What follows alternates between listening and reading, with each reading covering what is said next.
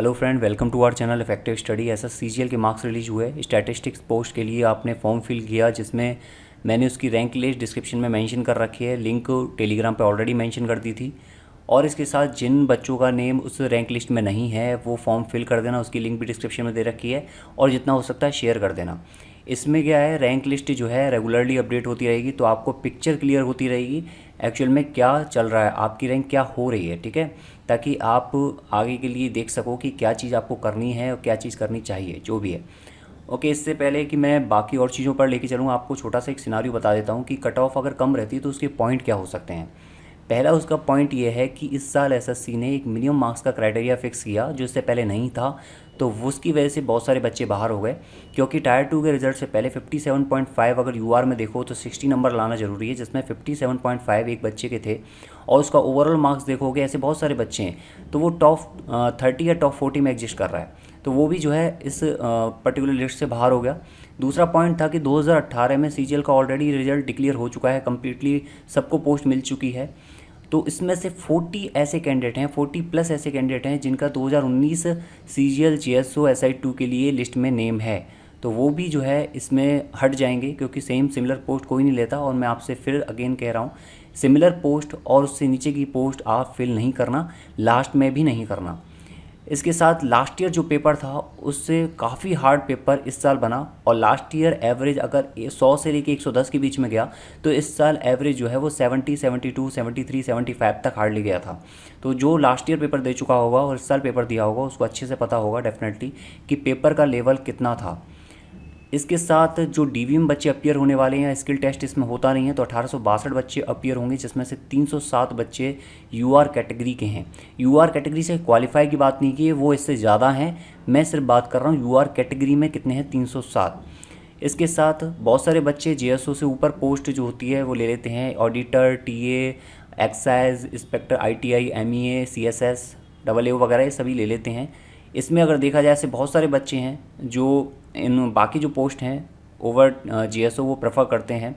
इसमें से 284 ऐसे कैंडिडेट थे आउट ऑफ 1862 जो डब्ल्यू की लिस्ट में भी थे, जिनका नेम डब्ल्यू की लिस्ट में था। उसमें से 44 कैंडिडेट अकेले यूआर में हैं, यानी 44 आउट ऑफ 307 डब्ल्यू की लिस्ट में हैं। तो इससे थोड़ा सा एक आइडिया लग जाता है कि जनरली डब्ल्यू की लिस्ट में अगर बच्चा है तो उसका 90% जो है उनके मार्क्स लिस्ट 3 में अच्छे होंगे, यानी कि सीपीटी के लिए अच्छे होंगे। 90% बच्चों के मार्क्स अच्छे होते हैं, 10% के नहीं होते हैं। लेकिन 10% में से कई ऐसे भी होते हैं जिनके डब्ल्यू के लिए मार्क्स अच्छे होते हैं लेकिन सीपीटी के लिए अच्छे नहीं होते हैं। ऐसे आपको रैंक लिस्ट में देखने को मिल जाएगा।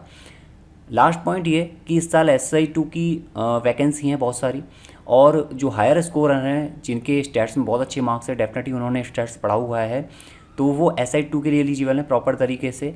तो वो SI2 को चूज़ करते हैं, जिससे क्या होगा, जेएसओ में बहुत सारे बच्चों को मौका मिलेगा एक कोई पोस्ट लेने का। अगर इन SI2 वाले बच्चों ने पहले कोई और प्रेफरेंस चूज़ की तो उससे SI2 की पोस्ट खाली चली जाएगी, जिस पर और किसी को सीट नहीं मिलेगी।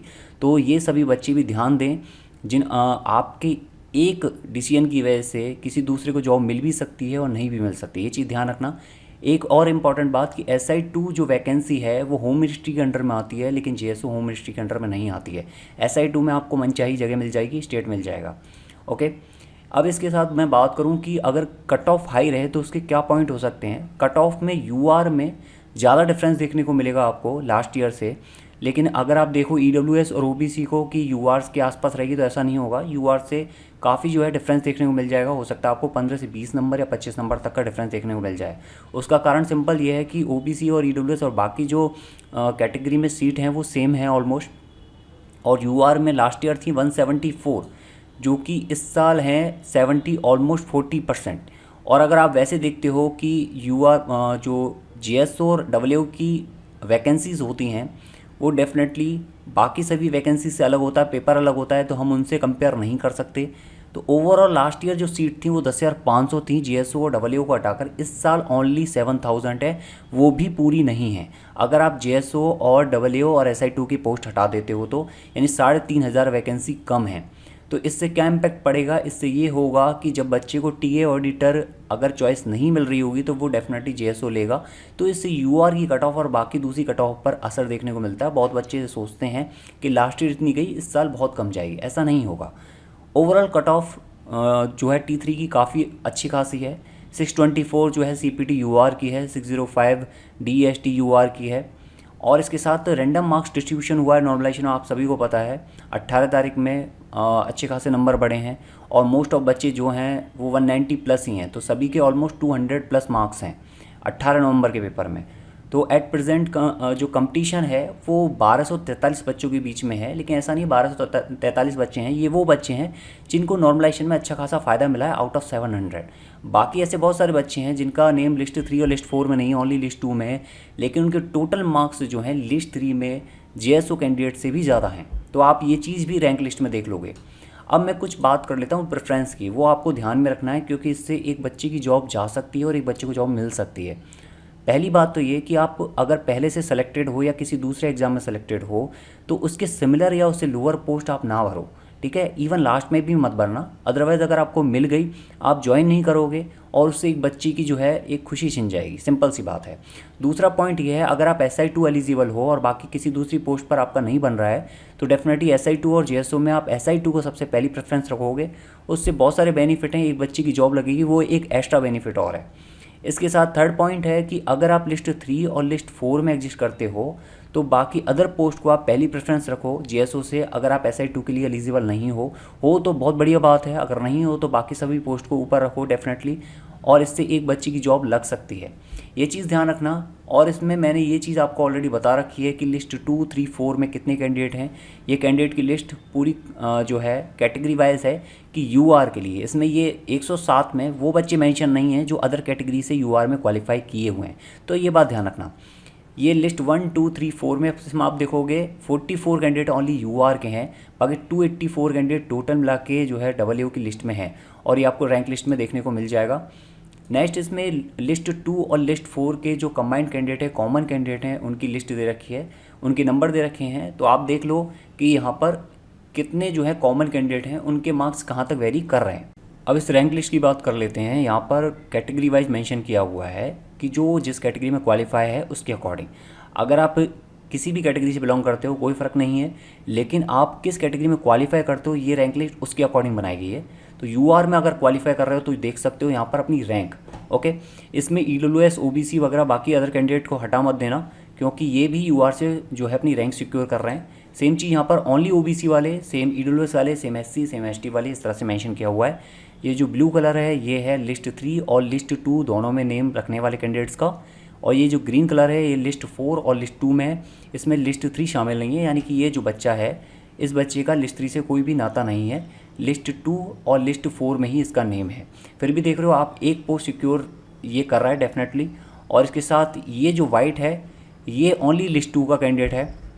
अब आप एक चीज़ देखो कि स्टैट्स के पेपर में स्कोर करने के बाद उसको DST CPT से कुछ नहीं मिल रहा, लेकिन उसको एक पोस्ट मिल रही है, किसकी वजह से, एक एक्स्ट्रा पेपर देने की वजह से। तो जो बच्चे जिनका सिलेक्शन नहीं हुआ है, जिनका किसी भी लिस्ट में नेम नहीं है, वो अगली साल तैयारी करें और इस पेपर को ज़रूर दें, क्योंकि इस साल बहुत कम बच्चों ने पेपर दिया है।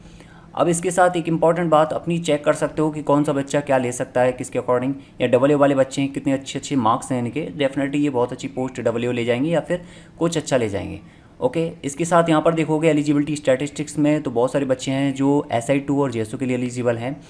तो इन बच्चों से मेरी रिक्वेस्ट ये है कि आपको जो मैंने प्रेफरेंस के पॉइंट बताएं आप उनको कंसीडर जरूर करना।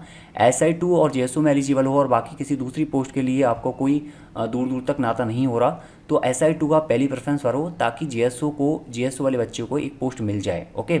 एक बच्चा JSO में सेलेक्ट हो जाए। अगर आप नहीं भरोगे, कुछ एक प्रेफरेंस चेंज करोगे तो उसमें एक बच्चे की जॉब जाएगी और उसकी जगह पर कोई नहीं आएगा, ओके। ये चीज़ ध्यान रखना है। SI2 होम मिनिस्ट्री की पोस्ट है, इसके बारे में ऑलरेडी मैं बता चुका हूँ, RGI अप्रूव कर रहा है तो काफ़ी अच्छी है। अब इसके साथ यहाँ पर देख लेना, सभी अपना चेक कर लेना, कैटेगरी वाइज और जो है लिस्ट वाइज सब कुछ मेंशन किया हुआ है, प्रॉपर तरीके से क्लियर है ये चीज़, और यहाँ पर मेंशन भी किया हुआ है, सेम अदर कैटेगरी में भी ये चीज़ मेंशन है। तो प्रॉपर तरीके से आप देख सकते हो कि आपकी रैंक कहाँ चल रही है। जितना हो सकता है फॉर्म को शेयर करना जिन बच्चों का नेम इसमें नहीं है, लेकिन प्लीज़ अपना नेम जरूर चेक कर लेना, अगेन फॉर्म मत भरना अगर आपने पहले भर रखा है तो। जिनका नेम किसी भी लिस्ट में नहीं है, निराश होने की कोई ज़रूरत नहीं है, अगली साल एग्ज़ाम दो। बहुत सारी पोस्ट हैं, 401 पोस्ट हैं ऑलमोस्ट, जिसमें से 170 करीब UR की हैं, बाकी अदर कैटेगरी के सिमिलर पोस्ट हैं। तो तैयारी करो अलग से JSO पोस्ट के लिए, और इसमें वीडियो कोर्स, ई बुक और टेस्ट सीरीज दिया हुआ है। जब आपके टायर 1 के मार्क्स आ जाएंगे, जब आपकी आंसर की आ जाएगी, आपको पता लग जाएगा कि रॉ स्कोर कितना है, नॉर्मलाइज कितना जा सकता है, तो वहाँ पर आप क्या है कि प्रिपरेशन स्टार्ट कर सकते हो उसी टाइम से, ताकि आपको एक पोस्ट तो मिले एटलीस्ट। इस साल भी ऐसे बहुत सारे बच्चे हैं जिन्होंने इस पेपर को दिया और लिस्ट 2 में ओनली नेम है उनका, और वो फाइनल में एक जॉब ले जाएंगे। ठीक है, जिनका DST और CPT में कहीं नेम नहीं है और फिर भी वो एक जॉब ले जाएंगे, किसकी वजह से? एक एक्स्ट्रा पेपर देने की वजह से। तो ये चीज़ थोड़ी सी क्या है अपने दिमाग में रखो, लेकिन इस कोर्स को तभी लेना जब आपके आंसर की आ जाए और आपके मार्क्स एक अच्छे खासे बैठ रहे हों। Okay, thank you, good luck, best of luck.